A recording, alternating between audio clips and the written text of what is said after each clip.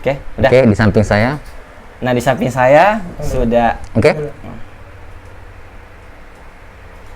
Live, kamera, action. Nah, di samping saya sudah ada salah satu alumni dari pondok pesantren ternama yang ada di Sulawesi Barat. Nah, apa kabar Bapak Adam? Alhamdulillah, kabar baik. Alhamdulillah. Nah, Bapak Adam ini adalah alumni dari salah satu pesantren yang ada di Sulawesi Barat. Nah, Bapak, sebenarnya menarik. Iya. Apa yang mendasari Bapak ini untuk kemudian ingin melanjutkan pendidikan di pesantren tersebut? Apakah memang ada paksaan dari orang tua, kerabat, saudara, atau memang murni dari keinginan hati sendiri? Pertanyaannya cukup menarik, ini flashback ke belakang karena ini sudah 20 tahun yang lalu. Seingat saya, sejak SD saya memang punya hobi ceramah. Ya, mungkin karena background orang tua sebagai imam desa, sehingga saya mendapatkan ruang-ruang publik untuk mengeksplorasikan kemampuan itu. Dan setiap tahun itu ada utusan dari Pondok Pesantren As-Adiyah Sengkang selama bulan Ramadan itu tinggal di rumah, sehingga saya bisa latihan sama ustadz tersebut dan saya mendapatkan kesempatan. Dari situlah saya punya ketertarikan untuk mengenal Islam lebih jauh untuk masuk ke pondok pesantren. Jadi kalau ditanya apakah itu kemauan sendiri atau paksaan, saya jawab itu memang kemauan saya pada saat itu. Tapi memang saat ini anak-anak masuk pesantren itu kebanyakan karena paksaan dari orang tua, karena adanya kekhawatiran banyaknya pengaruh sekarang ya, apalagi sekarang dunia internet ini ya sangat sangat gampang buat anak-anak untuk mengakses media sosial. Jadi itu jawabannya, keinginan saya sendiri. Sendiri. Ya, karena memang Bapak ada orang tua yang berharap anaknya masuk di pesantren, nanti ketika keluar ia menjadi seorang santri yang mencerminkan nilai-nilai keislaman dalam lingkungan sosial. Tapi faktanya ada orang yang masuk pesantren kemudian ia keluar, lalu sifatnya ini tidak mencerminkan seorang alumni dari santri. Bagaimana pandangan Bapak mengenai hal itu? Jadi begini, ada sebuah pandangan masyarakat yang beranggapan bahwa ketika seorang anak itu dimasukkan pesantren, maka insya Allah dia akan keluar menjadi anak yang soleh. Tapi sesungguhnya, ini hemat saya, pondok pesantren itu tidak menjamin anak ini menjadi seorang anak yang soleh. Ya, sebab bagaimanapun anak itu diberikan pendidikan agama, tetapi kalau di luar sana lingkungannya itu tidak benar, tidak bagus, maka dengan sendirinya ini anak ini akan tertarik dalam lingkungan yang buruk itu tadi. Tapi sebagai orang tua sangat bijak seandainya dia memang mempunyai pemikiran untuk memasukkan anaknya ke pesantren sebagai bekal, sebagai dasar pengetahuan agama terhadap anaknya itu. Karena nanti bagaimanapun juga anak itulah yang akan tahu dirinya mau jadi apa, cita-citanya seperti apa. Yang pasti orang tua yang bijak itu adalah orang tua yang selalu mensupport keinginan dan potensi yang ada dalam diri anaknya, tidak memaksakan kehendak orang tua. Seperti itu. Oke. Nah, saat mondok dulu ada tidak keinginan untuk kabur dari pesantren? Karena seperti yang saya katakan tadi bahwa terkadang ada orang tua yang sudah berhasil membujuk anaknya masuk ke pesantren, tapi kemudian ada saja alasan dari anak tersebut, pura-pura sakit lah, dan lain sebagainya. Nah. Jadi menarik lagi nih, saya apa ya istilahnya bernostalgia karena dulu angkatan saya itu dimasukkan ke pesantren ada 10 orang dari Kecamatan Tapango lah, karena memang kan dulu belum banyak, masih itu saja. Ada 10 orang dan yang selesai itu cuma saya sendiri. Ini yang menarik ini. Selebihnya itu ada yang sampai kelas 2 sanawiyah, ada yang sampai kelas 3 karena tidak betah di pondok pesantren. Jadi menurut saya yang membuat mereka tidak betah itu setidaknya ada 2 alasan ya, ada 2 faktor. Pertama faktor internal, yang kedua itu faktor eksternalnya.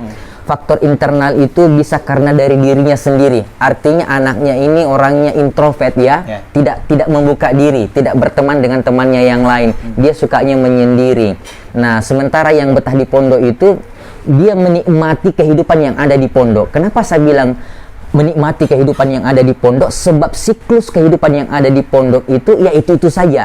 Ya, misalnya kita bangun jam 4 subuh. Mulai jam 4 subuh kita bangun, setelah sholat subuh kita mengaji, setelah mengaji kita siap-siap mandi, setelah mandi kita sarapan, setelah sarapan kita pergi sekolah, setelah sekolah kita sholat zuhur, setelah sholat zuhur makan siang, setelah makan siang mengaji lagi, setelah mengaji kita ada namanya sekolah siang sampai sholat asar. Setelah itu kita sholat asar, setelah sholat asar mengaji, setelah mengaji olahraga, setelah olahraga siap-siap lagi mandi, setelah mandi ke masjid sholat maghrib, setelah maghrib kita mengaji sampai isya, setelah isya makan, setelah makan belajar malam sampai jam 10 malam. Itu terus yang berulang-ulang, sehingga ketika kita tidak bisa menikmati, tidak enjoy dengan kehidupan pondok, maka otomatis kita akan bosan. Nah, alhamdulillah sebenarnya saya pun termasuk orang yang jenuh pada saat itu. Kelas 2 saya sempat mau keluar, tapi disinilah peran orang tua sesungguhnya, bagaimana memberikan motivasi kepada anaknya untuk tetap berjuang, menyelesaikan studinya di pondok pesantren. Dan alhamdulillah 7 tahun saya di pesantren, selesai itu ada pengabdian ya, 1 tahun, jadi 7 tahun semuanya. Jadi seperti itu. Ya, saya juga mau curhat. Iya. Karena di pesantren itu ada namanya jasus atau mata-mata. Nah, di pesantren itu ada program di mana setiap santri diwajibkan untuk menggunakan bahasa Arab atau Inggris seperti itu. Nah, setiap santri yang kedapatan menggunakan bahasa Indonesia pada waktu yang ditentukan, maka disinilah peran jasus mencatat. Nah, perasaan itu status pertemanan itu diambang. Maksudnya ada rasa benci dengan teman sendiri karena itu tadi kita saling mencurigai terhadap satu sama lain. Pernah tidak Bapak Adam mengalami hal seperti itu? Jadi begini, saya sangat ingat sekali bagaimana kemudian kita dimusuhi ketika diketahui bahwa kita lah yang sebenarnya melaporkan kepada bagian bahasa ya. Kalau di pondok itu disebut dengan Qismul Lughah, ya, bagian bahasa. Dan alhamdulillah posisi itu ada sama saya. Jadi saya yang tangani dulu. Nah, jadi setelah sholat maghrib itu saya pasti berdiri depan untuk memanggil mereka. Ad-da'wa ila Qismil Lughah. Saya panggil mereka yang melanggar bahasa Indonesia, apalagi bahasa Mandar, itu akan diberikan sanksi. Nah, seperti yang Adinda sampaikan tadi ini, bahwa ada kekhawatiran akan mengancam persaudaraan atau pertemanan yang ada di antara mereka, karena itu tadi maksudnya dia tega tidak menulis temannya, melaporkan temannya ketika kedapatan menggunakan bahasa daerah atau bahasa Indonesia. Tapi ini sesungguhnya menjadi ujian apa? Ujian kejujuran, ya. Karena ini sudah menjadi tugas resmi dari pimpinan atau dari bagian bahasa untuk mencatat santri-santri yang menggunakan bahasa, baik itu bahasa Indonesia apalagi bahasa daerah, begitu. Jadi benar itu akan menjadi musuh temannya sendiri ketika ketahuan, gara-gara kamu saya kena sanksi, gara-gara kamu saya dipanggil ke bagian bahasa. Jadi itu. Bahkan dulu pada saat mondok, justru gara-gara kedapatan menggunakan bahasa itu saya sering dibuta. Saya dibuta bukan karena nakal, berkelahi apa segala macam, tapi gara-gara markas ini bahasa. Jadi memang itu hukuman botak itu memang ada di pondok pesantren. Kalau untuk bahasa itu pada saat pelanggaran pertama itu tidak langsung saya botak, tapi saya berikan kesempatan. Kalau misalnya dia sampai 5 kali mengulangi bahasa itu, melanggar bahasa, maka saya pasti akan botak. Itu. Kemudian menarik karena berbagai media yang sudah saya baca yang mendominasi untuk kemudian mendapatkan beasiswa LPDP atau lembaga pengelola dana pendidikan itu adalah mereka yang sekolah di sekolah umum, bukannya santri. Nah, bagaimana kemudian Bapak Adam ini bisa memperoleh beasiswa bergengsi tersebut? Apalagi kan seorang santri.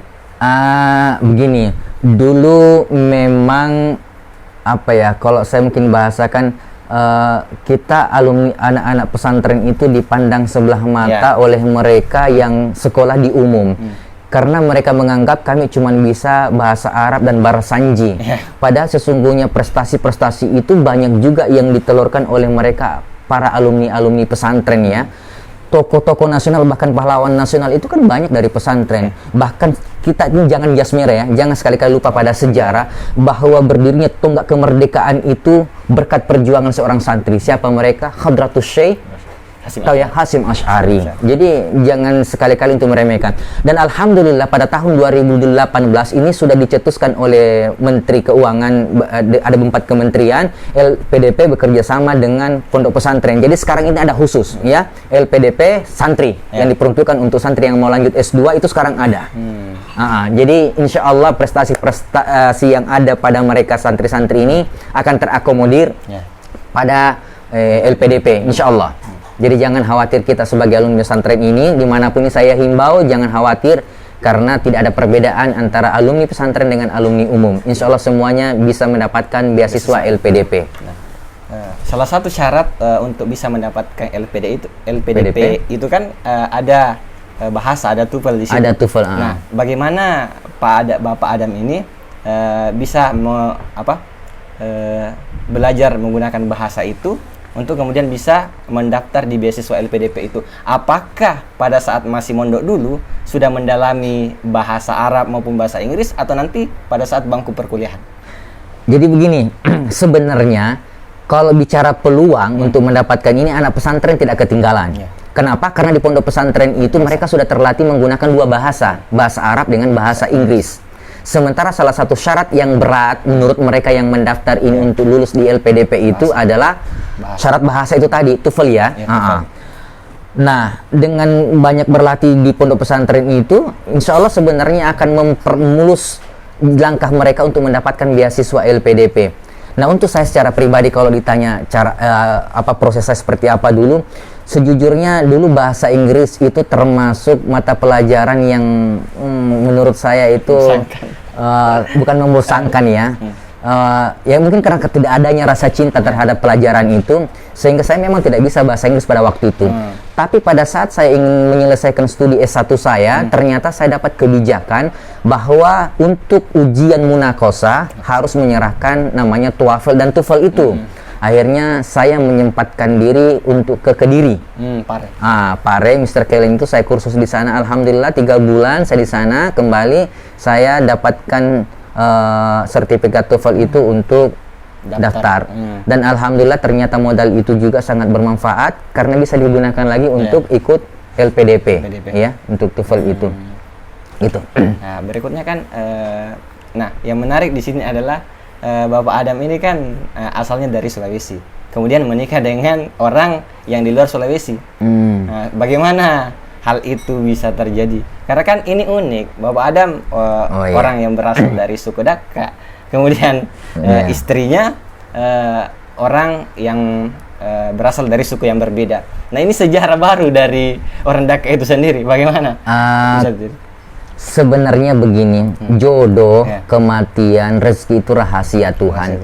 Saya tidak pernah menyangka kalau istri saya itu adalah orang Padang. Tapi Tuhan sudah menggariskan, karena begini ceritanya. Ini saya cerita sedikit ya. Ini menarik.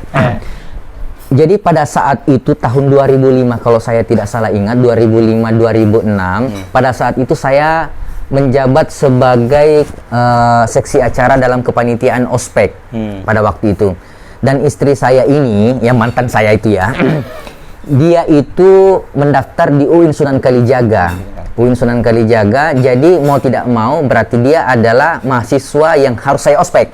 Nah, pada waktu itu. Nah, dari awal pertemuan itulah saya simpati sama dia, bukan cinta ya, karena tidak ada namanya cinta pertama, tidak ada. Cinta itu karunia dari Tuhan dan itu butuh proses. Saya simpati, kenapa saya simpati? Rata-rata mereka yang daftar, ribuan orang daftar ke UIN Sunan Kalijaga itu, tapi semua, tahu kan mahasiswa baru itu pasti culung-culung ya, tahu ya, culung-culung semuanya. Nah, ini berbeda sendiri, dia dewasa, datang sendiri. Nah, di situ saya mulai tertarik, saya simpati sama dia. Akhirnya saya cari tahu siapa orangnya. Dan wajar juga ternyata dia pemikirannya dewasa. Ternyata saya satu angkatan secara semester ya, karena dia ternyata itu nyambi di UIN. Selain dia kuliah di UIN, dia juga kuliah di Universitas Ahmad Dahlan satu semester dengan saya. Jadi memang sudah dewasa orangnya. Dan alhamdulillah memang sih kami sempat kalau istilah anak zaman sekarang sih jadian begitu ya. Tapi tidak lama karena saya sibuk dalam satu organisasi. Kemudian dia juga sibuk dalam organisasinya, jadi cuman ada satu semester lah paling lama itu. Kemudian saya selesai, saya tinggalkan Jogja.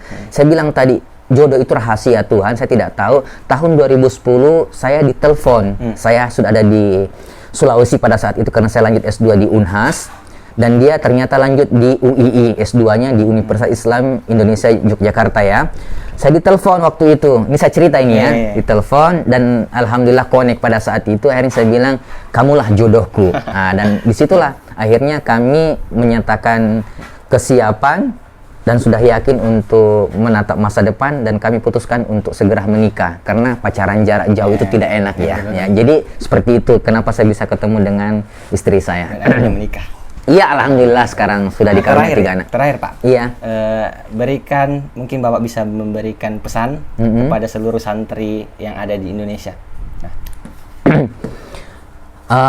Saya menitip pesan untuk semua, khususnya orang tua ini ya. Orang tua. Khusus orang tua, jangan pernah khawatir untuk menyekolahkan anaknya di pesantren. Jangan punya pikiran bahwa anak pesantren hanya akan menjadi ustadz, hanya bisa baca kitab, tidak bisa sukses ya. Karena bagaimanapun anak pesantren itu sebenarnya dimanapun dia berada, kalau dia paham agama pasti bisa hidup. Dan saya belajar dari pengalaman, dan ini bukan cuma pengalaman diri saya, banyak teman-teman di luar sana dia mengenyam di dunia pesantren itu. Setelah dia keluar, alhamdulillah mereka bisa hidup. Kenapa saya bilang bisa hidup? Mereka hidup di masjid, dari masjid ke masjid tanpa biaya, orang tuanya mandiri. Alhamdulillah dia menjadi orang yang sukses ya, dan banyak sekarang. Dan alhamdulillah dari bekal pesantren juga, saya dulu saya di Unhas itu juga tinggal di masjid. Ya, tinggal di masjid, sehingga saya berani berpesan kepada adik-adik pesantren yang ada di luar sana dimanapun berada, jangan khawatir untuk menyelesaikan studi kamu di pondok pesantren. Sebab itu pondok pesantren itu kita namai penjara suci ya, bekal kita untuk menatap masa depan. Karena di luar sana ini tantangan kehidupan itu sangat luar biasa, pengaruh di luar sana sangat luar biasa.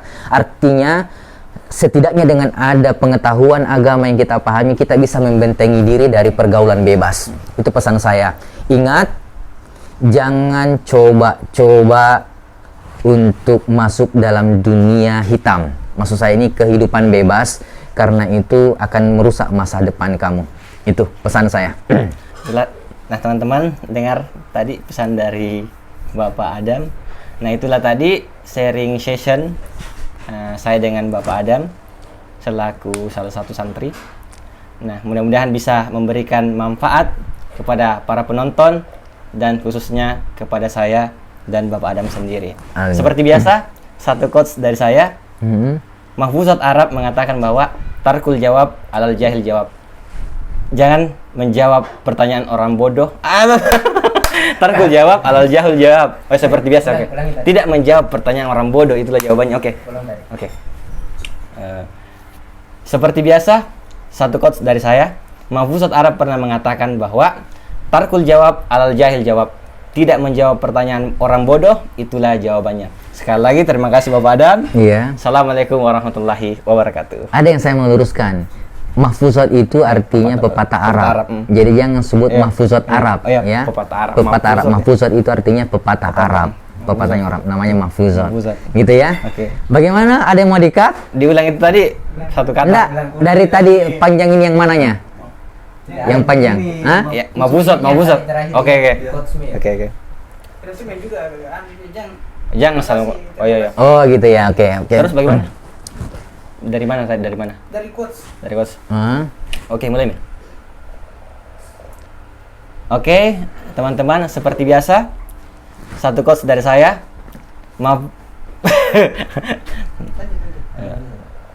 Oke, teman-teman, seperti biasa, satu quotes dari saya. Pepatah Arab mengatakan bahwa tarkul jawab alal jahil jawab. Tidak menjawab pertanyaan orang bodoh, itulah jawabannya. Sekian, Assalamualaikum warahmatullahi wabarakatuh. Waalaikumsalam warahmatullahi wabarakatuh. Kita ketemu di episode berikutnya.